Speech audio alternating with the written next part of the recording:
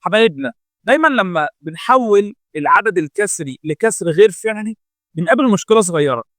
ان انا ازاي ده انا عندي 2 و1 على 3 ازاي احولها لكسر غير فعلي؟ وما ننساش ان الكسر الغير فعلي هو كسر بسطه اكبر من مقام، او البسط بيساوي المقام.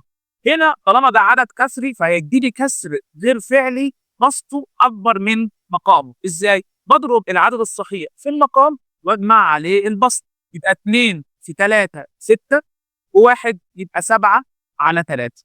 نفس الكلام هنا. طيب في جمله بنختصرها كده بنقولها دايما: ايده في رجله زائد راسه، ايده رجله راسه، ايده في رجله زائد راسه. يبقى 1 في 5 ب5، 5 و2 يبقى 7 على 5.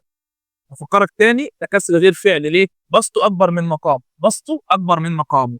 بالمناسبه ايه الكسر الفعلي؟ هو كسر البسط اقل من المقام.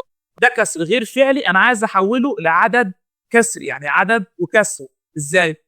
اشوف مين من مضاعفات الاثنين يوصلني للتسعه، مش هلاقي. طيب اقل من التسعه على طول، يبقى انا كده عايز اكبر مضاعف للاثنين اقل من التسعه. هو مين؟ 2 4 6 8 10 10. يبقى انا عديت التسعه، لا يبقى اللي قبل ال 10 كان مين؟ 8. يبقى اخلي التسعه دي 8 واشوف ازود عليها كام عشان اوصل للعدد ده عشان ما اغيرش في المساله. يبقى 8 زائد 1 على الاثنين. وبقسم العدد اللي فوق الاولاني على الاثنين على المقام، بقول واحد نفس الكلام. بلاقي بالطبيعي ان العدد الاول بيتقسم بسهوله اللي هو 4، بيتبقى واحد على الاثنين، ده اللي هو الكسر.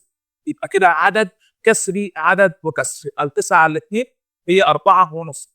السؤال اللي بعديه 14 على الثلاثه، برضه هجيب مضاعفات الثلاثه اوصل لفين؟ لحد 3 في 1 3 في 2. الاقي نفسي وصلت ان ال 12 هو اكبر مضاعف للثلاثه واقل من 14.